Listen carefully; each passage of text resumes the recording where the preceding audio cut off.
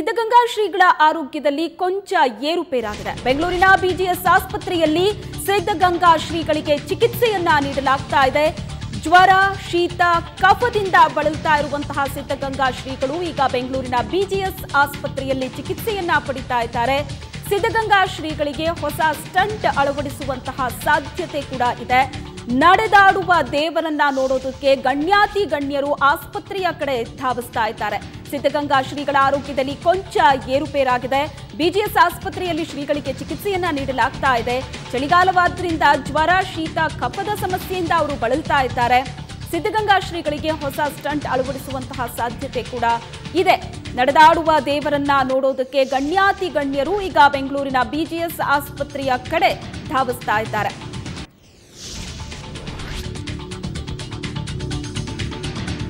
ಜ್ವರ, ಶೀತ, ಕಫದ ಸಮಸ್ಯೆಯಿಂದ ಬಳಲ್ತಾ ಇದ್ದಂತಹ ಸಿದ್ಧಗಂಗಾ ಶ್ರೀಗಳು ಅವರನ್ನ ಇವತ್ತು ಬೆಳಿಗ್ಗೆಯಷ್ಟೇ ತುಮಕೂರಿನಿಂದ ಬೆಂಗಳೂರಿನ ಬಿಜಿಎಸ್ ಆಸ್ಪತ್ರೆಗೆ ಕರೆದುಕೊಂಡು ಬರಲಾಗಿತ್ತು ಹೆಚ್ಚಿನ ಚಿಕಿತ್ಸೆಗಾಗಿ. ತುಮಕೂರಿನ ಅವರಿಗೆ ಚಿಕಿತ್ಸೆ ನೀಡ್ತಾ ಇರುವಂತಹ ಅಲ್ಲಿನ ಸ್ಥಳೀಯ ವೈದ್ಯರ ಒಂದು ಸಜೆಷನ್ನ ಮೇರೆಗೆ ಅವರನ್ನ ಬೆಂಗಳೂರಿನ ಬಿಜಿಎಸ್ ಆಸ್ಪತ್ರೆಗೆ ಕರೆತರಲಾಗಿತ್ತು. ಬೆಳಿಗ್ಗೆ ಸುಮಾರು 8:30 ಹೊತ್ತಿಗೆ ಅವರು ಬೆಂಗಳೂರಿನ ಬಿಜಿಎಸ್ ಆಸ್ಪತ್ರೆಯನ್ನ ತಲುಪಿದ್ರು. ಈಗ ಅವರ ಆರೋಗ್ಯ ಸ್ಥಿತಿಯ ಬಗ್ಗೆ ಮಾಹಿತಿ ಬರ್ತಾ ಇದೆ. ಸ್ವಲ್ಪ ಏರುಪೇರಾಗಿದೆ ಆರೋಗ್ಯದಲ್ಲಿ, ಆದರೆ ಚಿಕಿತ್ಸೆಯನ್ನ ವೈದ್ಯರು ನೀಡ್ತಾ ಇದ್ದಾರೆ. ಗಣ್ಯಾತಿ ಗಣ್ಯರು ಅವರ ಆರೋಗ್ಯ ವಿಚಾರಿಸೋದಕ್ಕೆ ಬಿಜಿಎಸ್ ಆಸ್ಪತ್ರೆ ಕಡೆ ಧಾವಿಸ್ತಾ ಇದ್ದಾರೆ.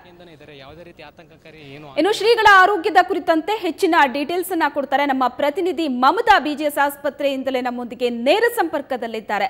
ಮಮತಾ, ಶ್ರೀಗಳ ಆರೋಗ್ಯ ಈಗ ಹೇಗಿದೆ? ವೈದ್ಯರು ಏನಂತ ಹೇಳ್ತಾ ಇದ್ದಾರೆ ಅವರ ಆರೋಗ್ಯದ ಬಗ್ಗೆ? ಪ್ರಮುಖವಾಗಿ ಯಾವೆಲ್ಲ ಗಣ್ಯಾತಿ ಗಣ್ಯರು ಶ್ರೀಗಳನ್ನ ನೋಡೋದಕ್ಕೆ ಆಸ್ಪತ್ರೆ ಕಡೆ ಧಾವಿಸಿದ್ದಾರೆ? ಶ್ವೇತಾ, ಹೌದು, ಸಿದ್ಧಗಂಗಾ ಶ್ರೀಗಳಿಗೆ ನಿನ್ನೆ ರಾತ್ರಿಯಿಂದ ಅನಾರೋಗ್ಯಕ್ಕೀಡಾಗಿರುವಂತದ್ದು. ಕೆಮ್ಮು, ಕಫ, ಜ್ವರದಿಂದ ಬಳಲ್ತಾ ಇದ್ರು. ಉಸಿರಾಟ ತೊಂದರೆ ಕೂಡ ಇತ್ತು.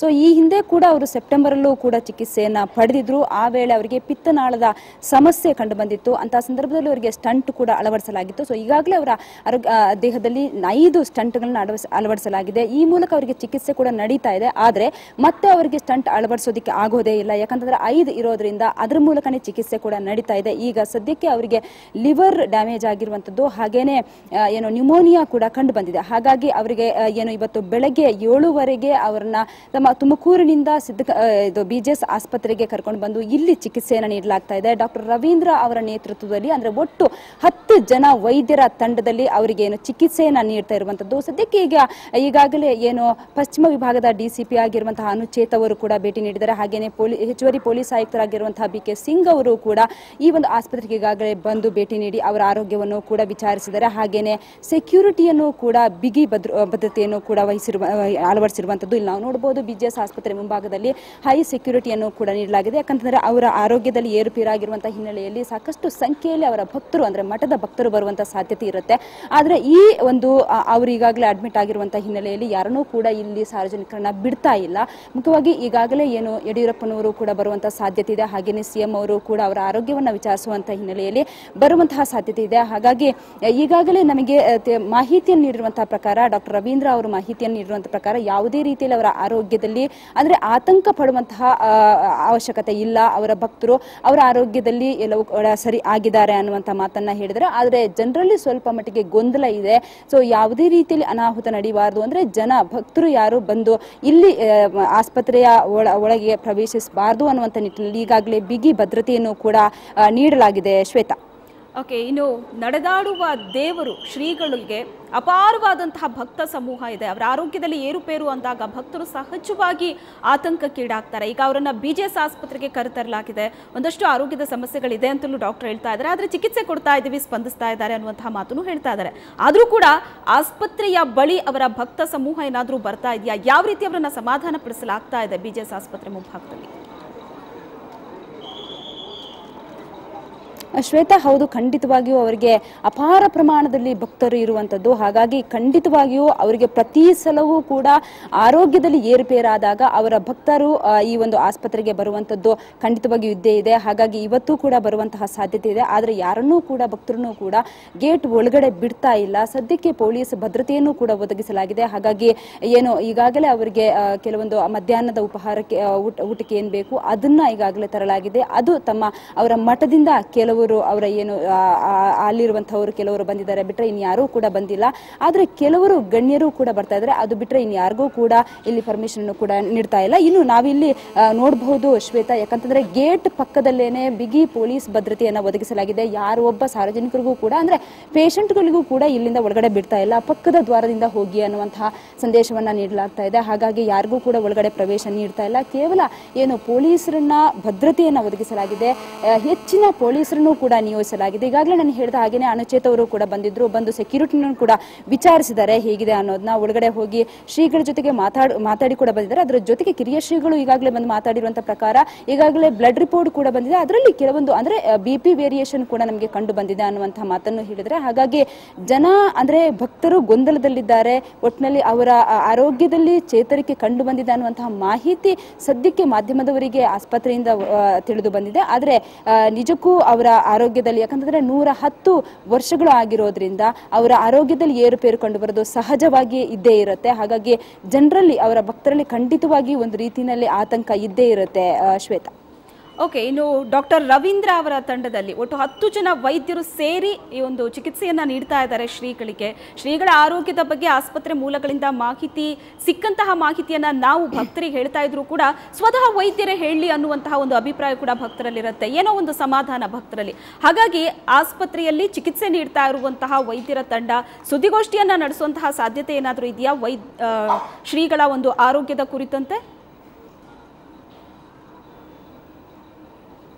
ಶ್ವೇತಾ, ಖಂಡಿತವಾಗಿಯೂ. ಯಾಕಂತಂದ್ರೆ ಬೆಳಗ್ಗೆ ಬಂದಾಗ್ಲೇ ಡಾಕ್ಟರ್ ರವೀಂದ್ರ ಹಾಗೂ ಅವರ ಟೀಮಲ್ಲಿ ಏನು 10 ಜನ ಇದ್ದಾರೆ ಅವರೆಲ್ಲರೂ ಕೂಡ ಬಂದು ಈಗಾಗಲೇ ಬಂದು ಒಂದು ಬಾರಿ ಪ್ರೆಸ್ ಮೀಟ್ ಕೂಡ ಅಂದ್ರೆ ಮಾಧ್ಯಮಕ್ಕೆ ಒಂದು ಸುದ್ದಿಯನ್ನು ಕೂಡ ನೀಡಿರು. ಅದಾದ ಬಳಿಕ ಮತ್ತೆ ಜನರಲ್ಲಿ ಆತಂಕ ಇತ್ತು ಅನ್ನುವಂಥ ನಿಟ್ಟಿನಲ್ಲಿ ಇನ್ನೊಮ್ಮೆ ಬಂದು ತಮ್ಮ ಮಾಹಿತಿಯನ್ನು ಕೂಡ ನೀಡಿದ್ದಾರೆ. ಯಾಕಂದ್ರೆ ತುಮಕೂರಿನಲ್ಲಿರುವಂತಹ ಅಲ್ಲಿರುವಂತಹ ಕೆಲವೊಂದು ವೈದ್ಯರ ತಂಡ ಕೂಡ ಇಲ್ಲಿಗೆ ಬಂದಿದೆ. ಅದರ ಜೊತೆಗೆ ಇಲ್ಲಿ ಏನು BGS ಆಸ್ಪತ್ರೆಯ ವೈದ್ಯರ ತಂಡ ಜೊತೆಗೆ ಸೇರಿ ಅವರಿಗೆ ಟ್ರೀಟ್ಮೆಂಟ್ ಅನ್ನ ನೀಡ್ತಾ ಇರುವಂತದ್ದು. ಈ ಹಿಂದೆ ಕೂಡ ಅವರಿಗೆ ಏನು ಚಿಕಿತ್ಸೆಯನ್ನ ನೀಡ್ತಾ ಇದ್ದಂತಹ ತಂಡನೇ ಈ ಬಾರಿಯೂ ಕೂಡ ಚಿಕಿತ್ಸೆಯನ್ನ ನೀಡ್ತಾ ಇರುವಂತದ್ದು. ಹಾಗಾಗಿ ಅವರಲ್ಲಿ ನ್ಯೂಮೋನಿಯಾ ಹಾಗೂ ಕೆಲವೊಂದು BP-ಯಲ್ಲಿ ವೇರಿಯೇಷನ್ ಆಗ್ತಾ ಇರುವಂತದ್ದು, ಇದು ಬಿಟ್ರೆ ಇನ್ಯಾವುದು ಇಲ್ಲ ಅನ್ನುವಂತ ಮಾಹಿತಿ ಬರ್ತಾ ಇದ್ರೆ. ಆದ್ರೆ ಅವರಿಗೆ 110 ವರ್ಷ ವಯಸ್ಸಾಗಿರೋದ್ರಿಂದ ಆರೋಗ್ಯದಲ್ಲಿ ಏರುಪೇರು ಕಂಡು ಬಂದೇ ಬರುತ್ತೆ ಅನ್ನುವಂತ ಮಾಹಿತಿಯನ್ನು ಕೂಡ ಈಗಾಗಲೇ ರವೀಂದ್ರ ಅವರು ನೀಡಿದ್ದಾರೆ. ಆದ್ರೆ ಜನರಲ್ಲಿ ಒಂದು ರೀತಿಯಲ್ಲಿ ಆತಂಕ ಇದ್ದೇ ಇರುತ್ತೆ. ಯಾಕಂತಂದ್ರೆ ಪ್ರತಿ ಬಾರಿಯೂ ಕೂಡ ಸಿದ್ಧಗಂಗಾ ಶ್ರೀಗಳು ಆಸ್ಪತ್ರೆಗೆ ಬಂದು ಅಡ್ಮಿಟ್ ಆದಾಗ ಅವರು ನಾನು ವಾಪಸ್ ಹೋಗ್ತೀನಿ ಅನ್ನುವಂತ ಮಾತನ್ನ ಹೇಳ್ತಾರೆ. ಅವ್ರು ಯಾವುದೇ ಕಾರಣಕ್ಕೂ ಕೂಡ ಆಸ್ಪತ್ರೆಯಲ್ಲಿ ಉಳ್ಕೊಳ್ಳೋದಕ್ಕೆ ಸಾಧ್ಯನೇ ಇಲ್ಲ ಅನ್ನುವಂಥದ್ದು. ಯಾಕಂದ್ರೆ ಅವರು ಪೂಜೆ ಪುನಸ್ಕಾರದಲ್ಲೇ ಜಾಸ್ತಿ ಟೈಮ್ ಕಾಲ ಕಳೆಯುವಂಥವರು. ಹಾಗಾಗಿ ಆಸ್ಪತ್ರೆಯಲ್ಲೂ ಕೂಡ ಅವರಿಗೆ ಪೂಜೆಗೆ ಬೇಕಾಗಿರುವಂತಹ ಎಲ್ಲಾ ರೀತಿಯ ಸಿದ್ಧತೆಯನ್ನು ಕೂಡ ಅವರಿಗೆ ಬೇಕಾಗಿರುವಂತದನ್ನು ಮಾಡಿಕೊಡ್ಲಾಗಿದೆ. ಆದ್ರೆ ಈ ಬಾರಿ ಅವರು ತಾನು ಹೋಗೋದು ಅನ್ನುವಂತ ಮಾತನ್ನು ಕೂಡ ಹೇಳಲಿಲ್ಲ. ಹಾಗಾಗಿ ಈಗಾಗಲೇ ವೈದ್ಯರು ಕೂಡ ಹೇಳಿದರೆ ನಾವು ಎಲ್ಲಾ ರೀತಿಯ ವ್ಯವಸ್ಥೆಯನ್ನು ಮಾಡ್ಕೊಟ್ಟಿದೀವಿ ಅಂತ ಹೇಳಿದರೆ ಜನರಲ್ಲಿ ಒಂದು ರೀತಿಯಲ್ಲಿ ಆತಂಕ ಇದ್ದೇ ಇದೆ. ಯಾಕಂದ್ರೆ ಅವರು ಬಂದು ಪೂಜೆಯನ್ನ ಮಾಡ್ತೀನಿ, ನಾನು ವಾಪಸ್ ಹೋಗ್ತೀನಿ ಅನ್ನುವಂತ ಮಾತನ್ನ ಹೇಳಿದ್ರೆ, ಆದ್ರೆ ಈ ಬಾರಿ ಯಾಕೆ ಅಂತ ಮಾತನ್ನ ಹೇಳಲಿಲ್ಲ ಅನ್ನುವಂಥದ್ದು, ಆರೋಗ್ಯದಲ್ಲಿ ಏನಾಗಿದೆಯೋ ಅನ್ನುವಂಥ ಒಂದು ಆತಂಕ ಇದೆ Shweta. Yes, thank you Mamata ನಿಮ್ಮೆಲ್ಲ ಡೀಟೇಲ್ಸ್ಗಾಗಿ. ನಮ್ಮ ಪರಮ ಪೂಜ್ಯ ಗುರುದೇವರಿಗೆ ಮಧ್ಯರಾತ್ರಿಯಲ್ಲಿ ಸ್ವಲ್ಪ ಕಫ ಉಂಟಾಗಿ ಸ್ವಲ್ಪ ನಿಶಕ್ತಿ ಉಂಟಾದ್ರಿಂದಾಗಿ ಬೆಳಗ್ಗೆ ಪೂಜ್ಯರನ್ನ ಗ್ಲೋಬಲ್ ಆಸ್ಪತ್ರೆಗೆ ಕರ್ಕೊಂಡು ತಪಾಸಣೆ ಕರ್ಕೊಂಡು ಬಂದಿದ್ದೇವೆ. ವೈದ್ಯರಿಗಾಗಲೇ ತಪಾಸಣೆ ಮಾಡ್ತಾ ಇದ್ದಾರೆ. ಸ್ವಲ್ಪ BP ವೇರಿಯೇಷನ್ ಇದೆ, ಅದು ಸ್ವಲ್ಪ ನಾರ್ಮಲಿ ಬರಬೇಕು ಅನ್ನೋದನ್ನು ಕಾಯ್ತಾ ಇದ್ದಾರೆ. ಅದರ ಮುಂದೆ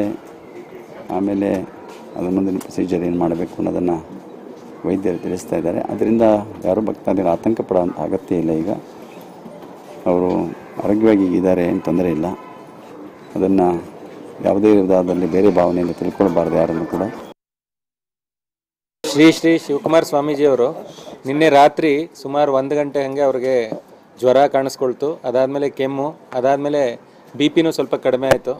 ಅದಾದಮೇಲೆ ಅವ್ರಿಗೆ ಸ್ವಲ್ಪ ಉಸಿರಾಟದ ತೊಂದರೆ ಕಂಡು ಬಂದಿದ್ದರಿಂದ ಬೆಳಿಗ್ಗೆ ನಾವು 8 ಗಂಟೆಗೆ ಅಲ್ಲಿಂದ ಇಲ್ಲಿಗೆ ಶಿಫ್ಟ್ ಆಗಿದ್ದಾರೆ. ಈಗ ಎಲ್ಲ ಇನ್ವೆಸ್ಟಿಗೇಷನ್ಸ್ ಮಾಡ್ತಾ ಇದ್ದೀವಿ. ಬ್ಲಡ್ ಇನ್ವೆಸ್ಟಿಗೇಷನ್ಸ್ ಆಗಿದೆ, ಎಕ್ಸ್ರೇ ಆಗಿದೆ, ಸ್ಕ್ಯಾನಿಂಗ್ ಆಗಿದೆ. ಅದರಲ್ಲಿ ಸ್ವಲ್ಪ ಎಕ್ಸ್ರೇನಲ್ಲಿ ಸ್ವಲ್ಪ ನಿಮೋನಿಯಾ ಟೈಪು ಇದೆ, ಮತ್ತು ಅಲ್ಟ್ರಾಸೌಂಡ್ ಸ್ಕ್ಯಾನಲ್ಲಿ ಸ್ವಲ್ಪ ಲಿವರ್ದು ಪ್ರಾಬ್ಲಮ್ಸ್ ಕಾಣಿಸ್ತಾ ಇದೆ. BP ಸ್ವಲ್ಪ ಲೋ ಇದೆ, ಬಟ್ ಈಗ ಇಂಜೆಕ್ಷನ್ಸ್ ಕೊಡ್ತಾ ಇರೋದ್ರಿಂದ ಸ್ವಲ್ಪ BP ಇಂಪ್ರೂವ್ಮೆಂಟ್ ಆಗ್ತಾ ಇದೆ. ನಿನ್ನೆ ರಾತ್ರಿ ಈ ಥರ ತೊಂದರೆ ಆದಾಗ ಅವ್ರು ನಮಗೆ ಕಾಂಟ್ಯಾಕ್ಟ್ ಮಾಡಿ ಇಲ್ಲಿಗೆ ಶಿಫ್ಟ್ ಮಾಡಿದ್ದಾರೆ. ಈಗ ಫರ್ದರ್ ಟ್ರೀಟ್ಮೆಂಟ್ ಕೊಡ್ತಾ ಇದ್ದೀವಿ.